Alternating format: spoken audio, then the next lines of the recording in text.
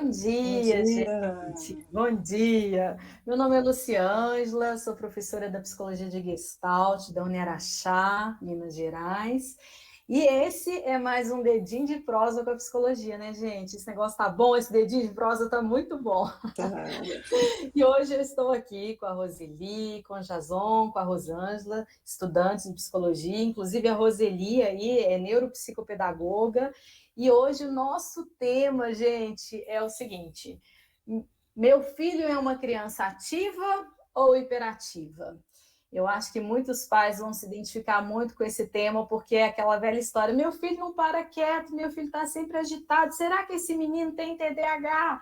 E aí nós vamos entender um pouquinho o que é isso, né, gente? Sejam muito bem-vindos, muito obrigada por estarem Obrigada. aqui. Obrigado, pessoal lá do chat, né? Porque a gente teve alguns probleminhas técnicos, por aguardarem, pela paciência, mas vai dar tudo certo no final.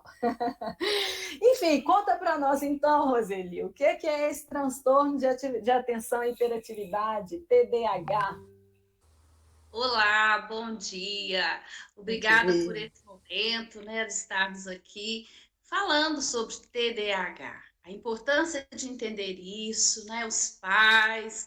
É um transtorno. O TDAH é um transtorno, né, do déficit de atenção e hiperatividade. O TDAH, ele é um transtorno neurobiológico de causas genéticas que aparece na infância e acompanha o indivíduo por toda a vida.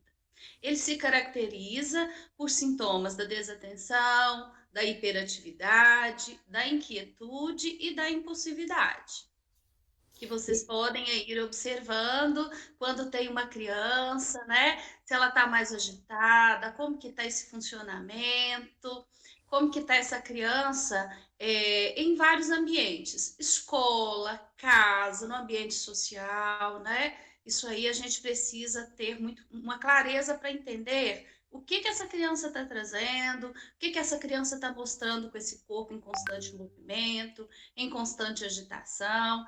Mas, enfim, o TDAH é isso, é um transtorno, né, neurobiológico que é acometido principalmente os sintomas da desatenção, da hiperatividade e da inquietude. Roseli, eu fico pensando assim, quem está nos ouvindo deve pensar assim, gente, mas meu filho é uma criança que não para, está sempre agitada, vive correndo de um lado para o outro, não presta atenção. Será que ele tem TDAH? Porque a gente ouve muito falar disso, né? E esse rótulo automaticamente já vem junto, né, Roseli? A criança é muito agitada, automaticamente a gente já imagina que ela já tem o transtorno. Não é bem assim, não, né, Roseli? Não. O que a criança, ela é um ser em movimento, né? Ela é um ser em construção. Então a gente precisa entender isso, né? E para se ter um diagnóstico com clareza, é preciso uma equipe multidisciplinar, é preciso de um exame clínico de observação do neurologista, do neuropediatra ou psiquiatra infantil, e sendo acompanhado pelo psicólogo, o neuropsicopedagogo, o psicopedagogo, para entender essa criança, ela com ela mesma, né? Por que ela está? A criança, ela é agitada, como que é a história pregressa de vida dessa criança, como que é o funcionamento dela, a qualidade do sono, ela está tendo prejuízos na sua vida diária, nas questões de desempenho na escola. Vamos lá entender como que essa criança está na escola, vamos entender como essa criança está na família, como que é a organização dessa família, do ambiente que essa criança está inserido. Porque lembrando, gente, que uma criança que tem um diagnóstico com TDAH, ela não tem comprometimento no seu nível de inteligência. Ela é muito inteligente, muito proativa, sabe? O que ela tem é prejuízos nas funções executivas, que é o planejar, o executar e concluir tarefas. Então, esses prejuízos é que traz que a família precisa estar atenta. Olha, se a escola sinalizou que o meu filho não está indo bem, que o tempo atencional rebaixado, autoestima, dificuldade para se relacionar com os colegas, muita dificuldade para lidar com regras e limites, Tá, em casa, como que é? Eu estou sempre falando com essa criança, olha, você fez a sua tarefa de hoje? Como que foi a sua organização do tempo? Então, é um sinal de alerta que a família precisa buscar essa ajuda de profissionais especializados. Então, esses profissionais, o psicólogo, o psicopedagogo, o neuropsicopedagogo, né? O médico que está acompanhando, fazer os encaminhamentos precisos, ter toda uma equipe trabalhando para orientar essa família, como organizar uma rotina, uma qualidade do sono, para que essa criança possa aí desenvolver todo o seu potencial que ela tem. E aí é nisso que eu fico imaginando. Eu acho que a Valdirene tem pergunta aí no chat para nós, Val? Sim, bom dia, pessoal. Bom Temos sim. dia. A gente tem uma pergunta da Catiúcia, nesse sentido assim, o que acontece no cérebro de uma pessoa com TDAH? Ó, mais alguma pergunta, Val, que vai? Porque a gente começa a conversar aqui, a gente vai embora, né, gente? É. A gente vai embora. Tem Tá, então, sim, alguma que a gente pode agrupar, Val, aí, nesse tem sentido? sim. A Ah, Catiúcia também pergunta o que o TDAH afeta? Como ok. conviver com Ah, a pessoa que tem o transtorno? Essa como conviver, acho que nós vamos deixar para o finalzinho. Acho que é a nossa cerejinha do bolo. Então, se a gente pensar nesse sentido, então, de diagnóstico, a partir do que a Catiúcia está trazendo para a gente, o que a gente pode pensar aí, Rosângela, assim?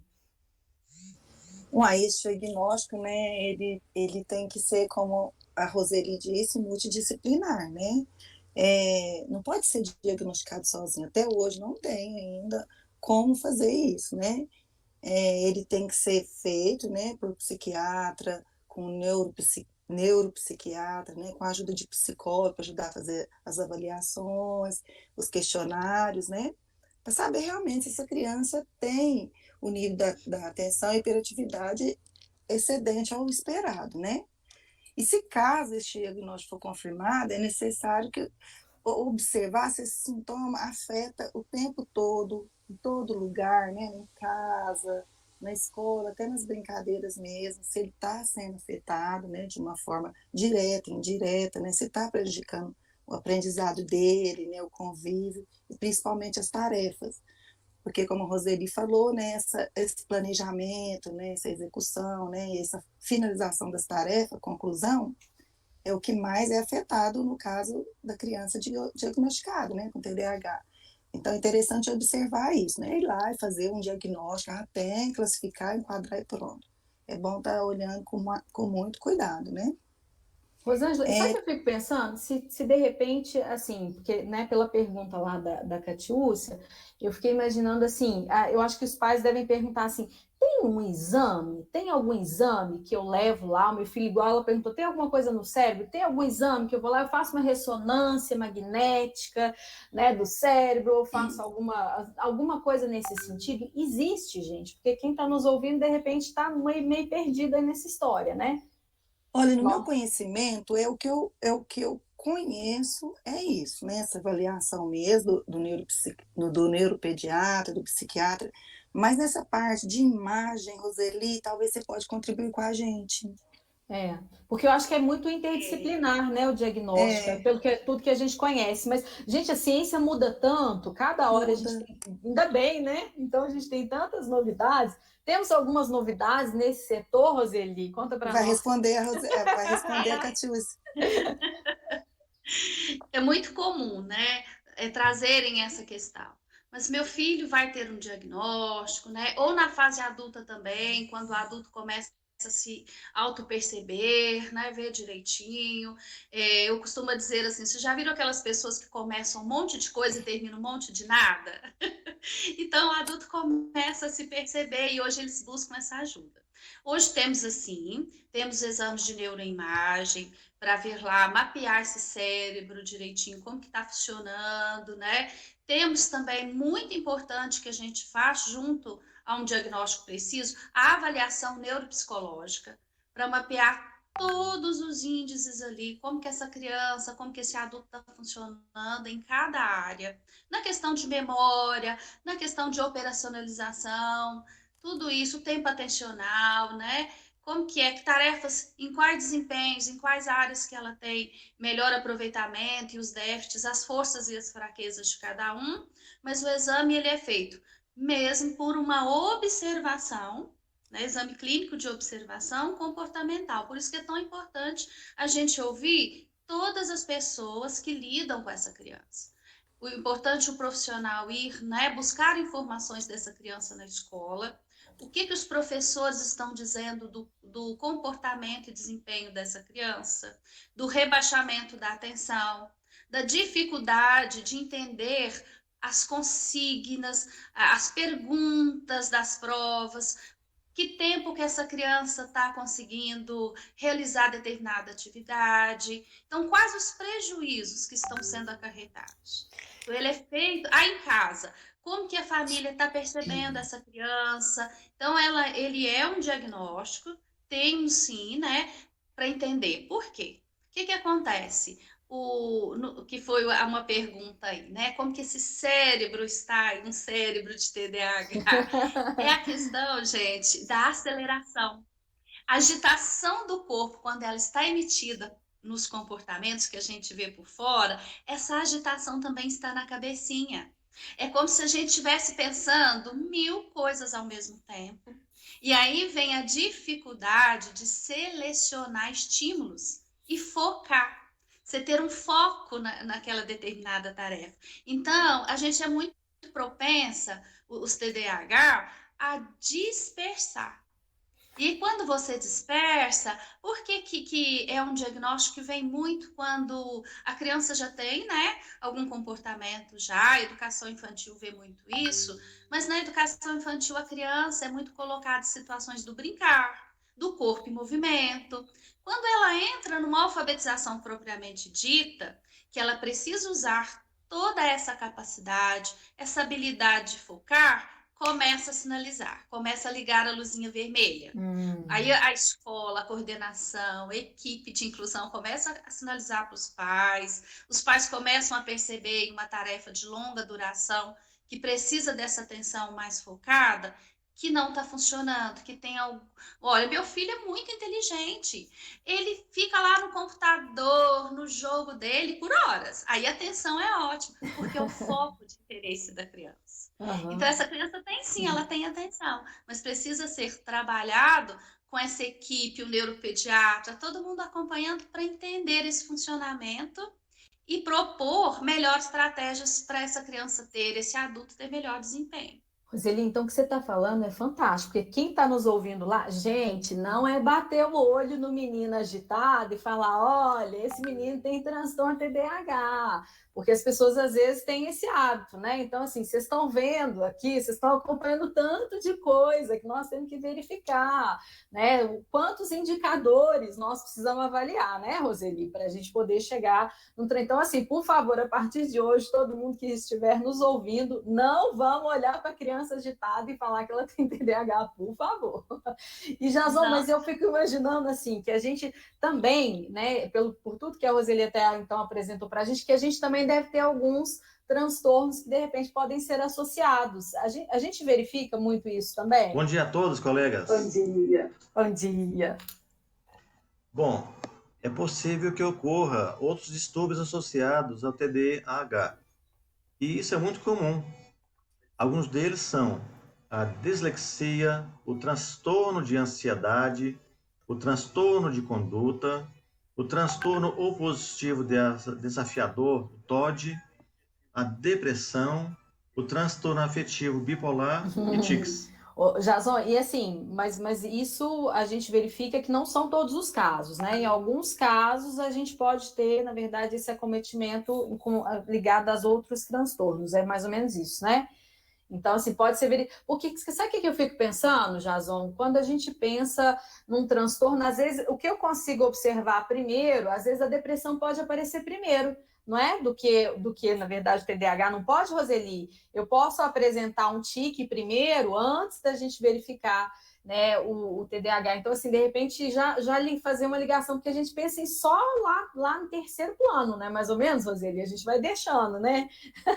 A gente verifica o de hoje. Não é mais ou menos isso? Eu acho que é, né?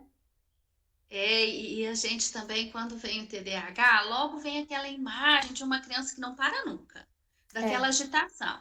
Mas também a gente precisa entender o TDA, que é o déficit na atenção concentrada. Sabe aquela criança que está ali quietinha, que não tem movimento, que não tem agitação, mas está sempre no mundo da lua? Você está conversando, fala, oi, você está me ouvindo? E aí, nesse momento, as pistas, né, funciona muito. Você ir lá, Uhum. tocar a criança, garantir que ela está olhando para você, garantir que ela voltou a atenção para você do que você está falando, porque o que os pais trazem? Olha, eu falo com essa criança, eu falo com meu filho 1000 vezes para ele fazer uma tarefa e ele não vai fazer. Ou então, olha, eu pedi para ele fazer, para ele ir até a cozinha, pegar a mochila dele, pegar o lanche dele, aí chega na escola onde o lanche ficou, ficou em casa. Por quê? Eu dei 3 comandos ou mais para o meu filho. Então, essa quebra de comandos, falar pausadamente com mais tranquilidade, organizar esse ambiente, pedir uma ordem de cada vez, tanto casa quanto escola, isso funciona muito, porque aí ele garante toda a tarefa para executar. É como se a criança ouvisse: olha, vá até a cozinha, pega o seu lanche, pega a mochila. Então ele vai ouvir: vá até a cozinha. O meio da conversa se perde, por quê? Ele já se transportou para ir fazer. Ele já foi lá fazer. Então ele ouve o meio da conversa e o final. Isso é muito comum.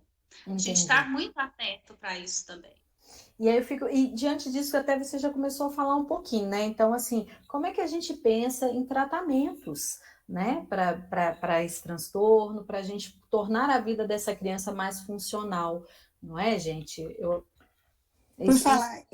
Por falar em funcionalidade, a gente não pode esquecer que existem as causas que faz com que isso ocorra, né? Só um instantinho aí, Roseli. Porque, levando em consideração que ela pode ser genética, né? Ela pode aparecer da infância, levar para a fase adulta, lembrando que ela pode ser genética, pensando com a gente que uma criança, ela pode ter uma mãe ou um pai que tenha traços desse perfil. Então, às vezes, esse pai, essa mãe, talvez não vai conseguir ter essa visão, porque ela já tem esses traços, ela já está naquele automático também. Aí é onde entra a escola que vem e grita, né? Tem, assim, inúmeras questões que causam e inúmeras questões que reforçam, né? Que aumenta, assim, reforça, assim, esses traços, né, do TDAH. Então, antes do tratamento, eu quis voltar, né, nessas causas, porque ela é muito interessante, porque é nesse local da origem, né, e do ambiente e que a gente pode pensar assim que é onde que vai ou, ir ajustando de uma forma não é, é, classificando como doença, né? Ou trabalhando de uma forma que isso vai evoluir de uma forma mais fluida, né? Ou dar um olhar amplificado para essa família, para esses pais, para esse lar, né? Então, achei importante dar uma adentro nessa aí antes do Ótimo, tratamento. Rosângela, não ótimo. Porque, inclusive, para nós aqui, a gente sabe, a gente gostaria que todo mundo entendesse que o ser humano é integral. Não é isso, Rosângela? Eu acho que essa contribuição é nesse sentido, né? E aí, diante desse ser humano integral, como é que a gente trata, gente? Pode me dar licença, Luciana? Ah, Me desculpe a interferência. que interferência! Ah, muito bem-vinda!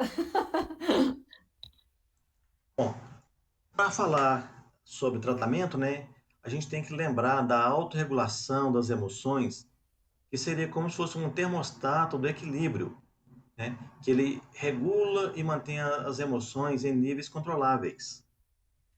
Então, primeiramente, é oportunizar a esse sujeito, seja ele criança ou adulto, que em contato com seu próprio corpo, ele entenda como é o funcionamento dele. Então, dessa forma, ele consegue enfrentar os exageros e a instabilidade emocional. Entender assim, então, como encontrar novas formas de lidar com o mundo. Então, o autocontrole são reações dirigidas a si ou ao seu comportamento que faz ajudar, né, a fazer algo diferente do que o impulso manda fazer. Devemos saber que a autorregulação é fundamental e muito mais simples do que muitos pensam. Bacana isso, Jason, esse termo autorregulador, né? A gente às vezes esquece que a gente é, né? É autorregulável, a gente acha que só o meio, né, tem essas influências, né? Mas a gente às vezes esquece de dar recurso para essa criança. A gente vê muito isso acontecendo. Eu gostei muito da sua fala, no sentido das vezes a gente imaginar que a prescrição, eu estou realmente, a criança, eu estou ministrando o remédio naquela hora certinha, né? E de repente a dosagem a gente não discute, porque a gente quer que a criança realmente fique mais quietinha, porque criança agitada dá trabalho, né, meu povo? Não é, Roseli? Criança agitada dá trabalho, ela mobiliza a gente também para atividades. É uma criança, imagina a pandemia agora, né? Nós com as crianças em casa, né? Então, assim, eu preciso arrumar coisa para essa criança fazer, não é mais ou menos isso? Luciana. Oi, Val. E aí, nesse sentido, a gente tem uma pergunta aqui da Luciana, né? Ela pergunta assim, se a situação da pandemia que estamos vivendo pode afetar o comportamento das crianças? E pode surgir um quadro de TDAH ou piorar se já tem diagnóstico? Bem Não é? interessante isso. Bacana, Luciana, obrigada aí pela contribuição. Gente, eu acho que quem não piorou na pandemia, né? Levanta a mão aí, quem não se identifica. Imagina com as crianças. E o que a gente está verificando? E a Roseli, que está lá na escola, é interessante isso, né? Está na escola, mas não está na escola, né, Roseli, também, né? E como é que esses pais estão gritando por socorro, Roseli? Como é que está isso? É verdade, né? A gente está vivendo uma situação que jamais pensaríamos em viver, né? E a gente não tinha, assim, quando começou a pandemia Covid-19, a gente não tinha nem noção da duração do tempo. Então, bem no início, a gente estava se ajustando, adequando, escola, família, criança. E agora, o que a gente tem visto, né, nos últimos tempos? Que alguns comportamentos está intensificando. Intensificando por quê? A família ficou mais tempo com a criança, né? A escola está aí com uma outra modalidade de ensino que requer uma disciplina, que requer toda uma estrutura, uma dinâmica dessa família em prol da escolarização dessa criança. A criança vai ficar mais focada ali na tela do computador, então isso requer dela bem mais um tempo atencional. E aí, o que a família começa a perceber? Ficou mais complicado, ficou mais difícil, a criança não quer mesmo, a criança está mais opositora, mais resistente. Então, a gente já está vivendo isso, e esses comportamentos se evidenciam nesse contexto. Por quê? Primeiro, vamos entender. A família teve maior tempo para observar determinadas características de comportamento da criança também. Estamos exigindo da criança um maior tempo atencional e foco, né? Esse corpo está ali todo paradinho, sentadinho na frente de uma tela.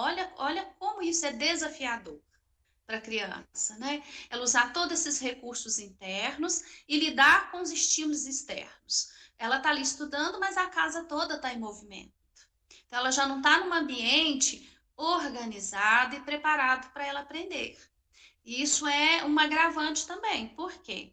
A criança que já tem dificuldade de filtrar estímulos e focar a atenção, imagina nessa dinâmica toda acontecendo.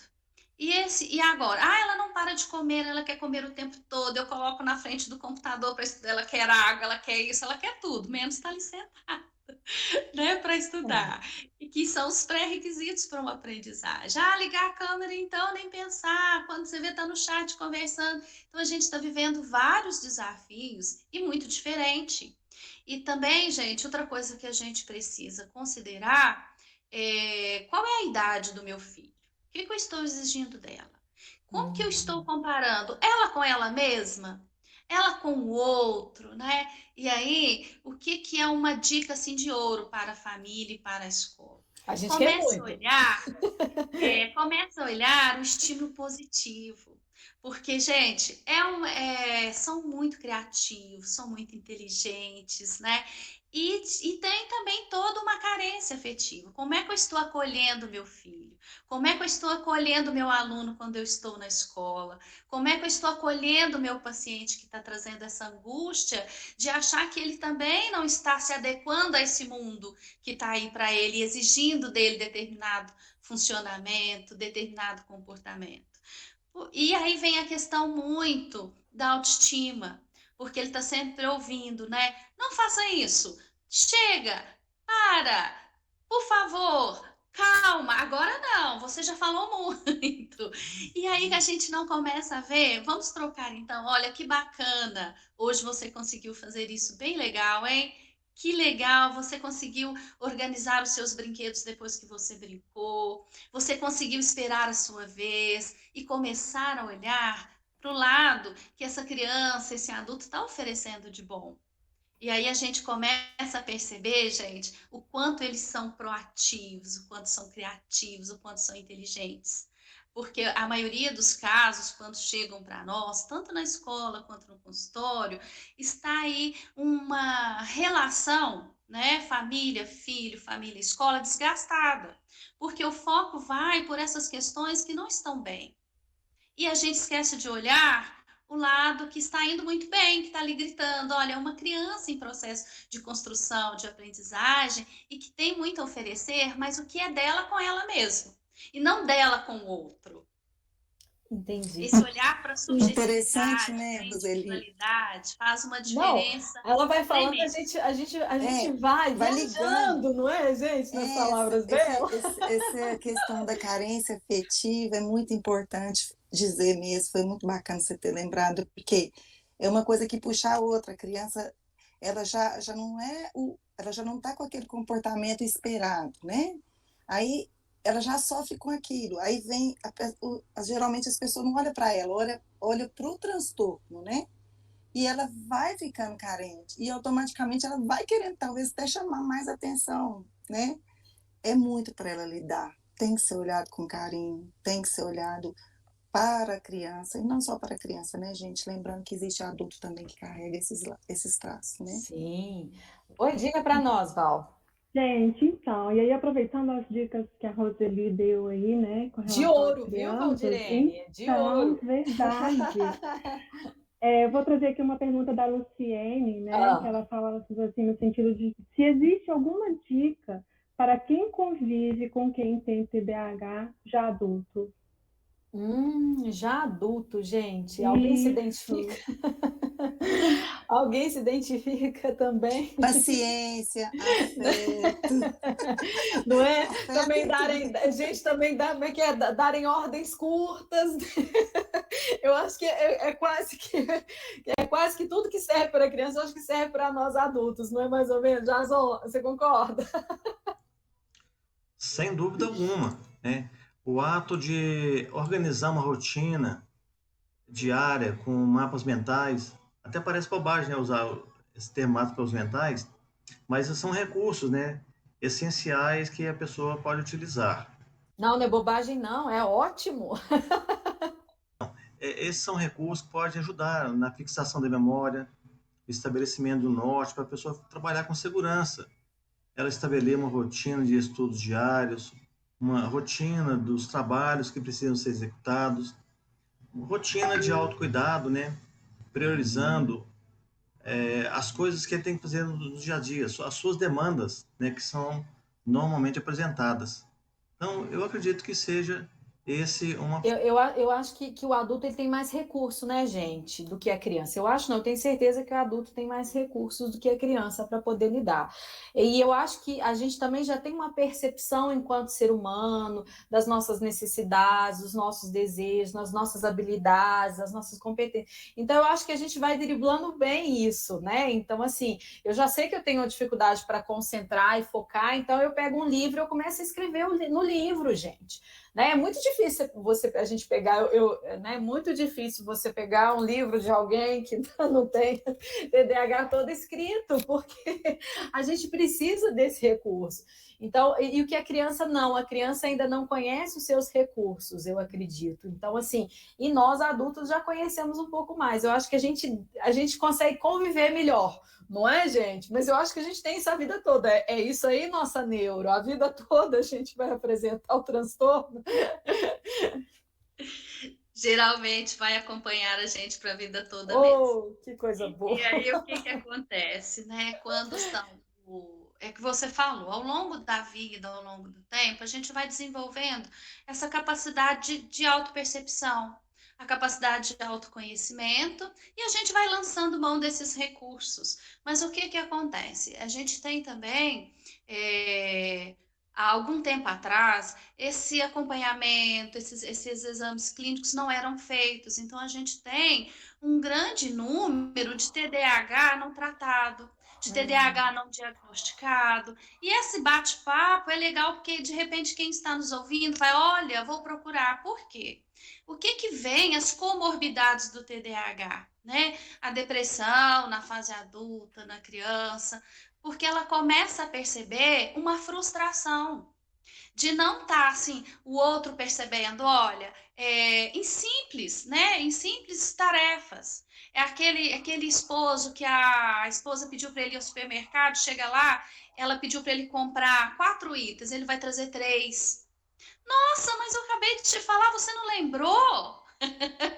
E aí a cobrança o tempo todo, né? Ele se sente muito cobrado. E aí ele começa a internalizar isso. Esse sentimento de incapacidade, esse sentimento de não dar conta, sabe? De tarefas, de executar tarefas com êxito. Porque ele sabe da sua potencialidade. Ele sabe daquilo que ele consegue. Olha, o meu chefe me pediu aquele relatório, eu sei tudo, tá aqui na minha cabeça. Mas eu não entreguei aquele relatório em tempo hábil. Então, quantos adultos estão lá numa empresa e não está assim no devido lugar que ele já podia ter sido promovido, por essas questões de déficit das funções executivas. Então, esse adulto também precisa ser olhado. Quando diagnosticado, a esposa, o filho, sabe melhor lidar com ele. Esse recurso da agenda, gente, razão de ouro, funciona mesmo, viu, gente? Você já começa a mapear o seu dia, você já acorda, tá ali. A qualidade do sono, como influencia essa qualidade do sono? Não só para os pais ficarem atentos, né, como a criança está dormindo, porque faz toda a diferença no funcionamento do nosso dia a dia.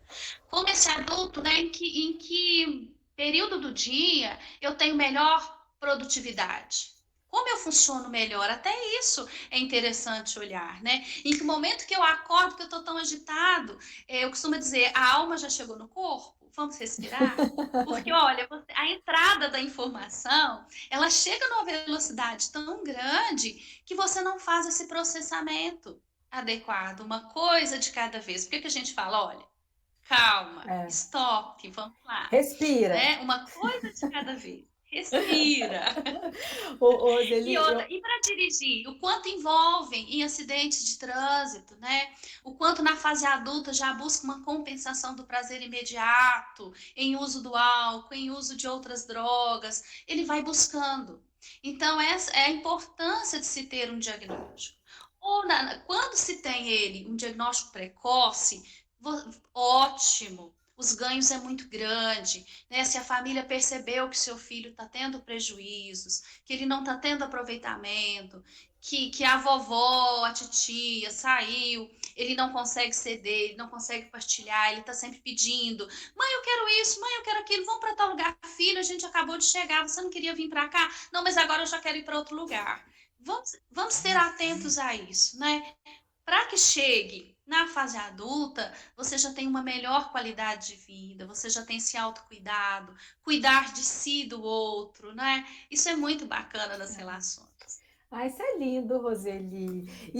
Gente, eu vou falar, eu acho que eu podia ficar 24 horas aqui ouvindo vocês, assim, de tanto que o assunto é gostoso, é interessante, é um assunto que, além dele trabalhar, ele mexe com a gente, porque, de certa forma, fala, mas eu não tenho filho, eu não vou ter... Mas a gente tem um sobrinho, ou às vezes a gente tem um aluno, ou às vezes a gente tem um adulto, né, que traz o transtorno e não foi diagnosticado. E eu acho que tudo que vocês estão falando, eu acho que esse diagnóstico, como você disse, precoce, precoce, ele realmente faz toda a diferença, mas eu também entendi a partir do que a gente trouxe hoje, que esse diagnóstico, gente, ele tem que ser descolado também. Ele não pode ser um diagnóstico para rotular, para, na verdade, limitar as potencialidades, mas pelo contrário, eu acho que para a gente poder oferecer recursos, eu acho que isso ficou bem claro para nós hoje, assim, eu acredito, foi, Val, eu acho que aí no chat como é que tá, assim, ficou, essa foi a mensagem que a gente deixou, procurar mais rápido possível, saber que é interdisciplinar, né, a gente não pode ir olhando lá e falar, olha, você tem, né, então, assim, só porque a criança é agitada. Nossa, foi muito bacana. Roseli, Jason, Rosângela, podia passar o dia com vocês hoje, de verdade. Pessoal, gostaria de falar mais alguma coisa antes da gente encerrar, trio? É porque eu tenho uma mensagenzinha para vocês aqui. Diga! Eu gostaria de fazer mais um comentário. Faça. Eu preciso de ressaltar, né, a necessidade da família seguir realmente as prescrições médicas, né, quanto aos medicamentos serem dados na hora certa, e também das famílias estarem sempre em contato com a escola, para prever, né, um ambiente onde essa criança, né, ela possa se autorregular. Não apenas pensando nesse medicamento. Sim. Nós temos relatos de professor de escola, né, que sugeriu colocar um determinado medicamento, né, que obviamente eu não posso aceitar, na caixa d'água da escola. Traduzindo assim, né, que todo menino custoso se trata com um determinado medicamento. Vejo, portanto, a necessidade de trabalharmos para trazer informações a respeito do transtorno, de forma a melhorar a vida das pessoas. Ai, gente. Roseli, Rosângela, mais alguma coisa? Da caixa d'água eu não sabia, Jason, fiquei assustada aqui agora, né? Medicamento na caixa, enfim, porque criança agitada dá trabalho, né, Roseli? Mas é um trabalho tão gostoso se a gente souber como desenvolver esse trabalho, né?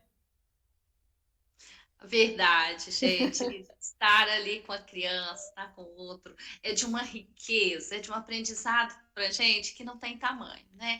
E quando você, assim, chega para nós uma criança em sofrimento, a família toda em sofrimento, angustiada, e aí elas começam a se organizar dentro de uma rotina, né? Esse mapeamento do dia que ajuda demais. E aí começam as coisas a acontecerem de uma forma muito harmoniosa e fluir, e aí eles começam a viver mesmo, né? A ter esse tempo da afetividade, esse tempo de ter esse sorriso. É muito gratificante, gente. É muito, né? O ser humano é fantástico mesmo. E no mais, só agradecer a oportunidade de estar aqui com os meus colegas, com você. Espero que a gente tenha passado um pouquinho, né? Dos nossos conhecimentos, que a gente possa acessar quem está aí nos vendo, ajudar um pouquinho, isso que é a nossa maior satisfação enquanto ser humano. Eu acho que nós vamos ter que ter mais, viu, Roseli? Eu acho que nós vamos ter que ter mais momentos assim. Eu acho que a gente contribuiu muito. Muito boa! Eu que agradeço, viu, gente? Deixa eu só ler, na verdade, assim, como vocês sabem, né, a professora adora o Rubem Alves, né? Então ele coloca o seguinte: coisas que as crianças dizem. As crianças dizem coisas deliciosas. O menino viaja de avião pela primeira vez. O voo partir à noite e ele nada viu. Logo dormiu. Quando acordou pela manhã, olhou para fora, o céu absolutamente azul para cima e lá embaixo nuvens brancas navegantes. Assustado, disse ao pai: Papai, o céu caiu lá embaixo? A avó, que morava num sítio, estava recebendo a primeira visita da netinha, que morava num apartamento. Levou-a à horta, coisa que a menina nunca vira, agachou-se diante de um canteiro, retirou a terra fofa e arrancou algumas cenouras. Comentário da menininha: você guarda suas cenouras num lugar esquisito? Lá em casa a gente guarda na geladeira.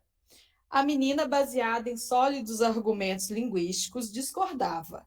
Não, o nome não pode ser canteiro. Canteiro é lugar de um canto. Um lugar onde crescem as plantas deve chamar planteiro. Hora do jantar, o menino de 5 anos tomava sopa, fez então o pai uma pergunta teológica. Papai, onde está Deus? O pai responde segundo o catecismo, né? Está em todos os lugares, meu filho. Rápido o menininho concluiu. Então está nessa colher de sopa que estou tomando? E aí, para finalizar, ele coloca assim: as crianças que moram em nós são eternas, não envelhecem, tal como acontece nos gibis. Os sobrinhos do Pato Donald até hoje são pirralhos. E também o Kelvin, Alberto Caeiro, era da mesma opinião. Ele fala da eterna criança que o acompanhava sempre e que lhe fazia cócegas, brincando com as suas orelhas. Assim, a gente vai ficando velho por fora, as linhas do rosto marcando a verticalidade. Mas é só a criança acordar para que o rosto velho se ponha a brincar.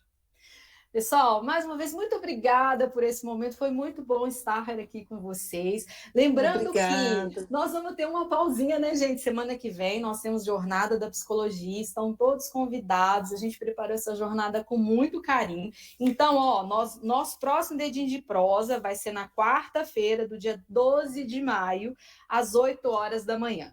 E o nosso tema será só tristeza?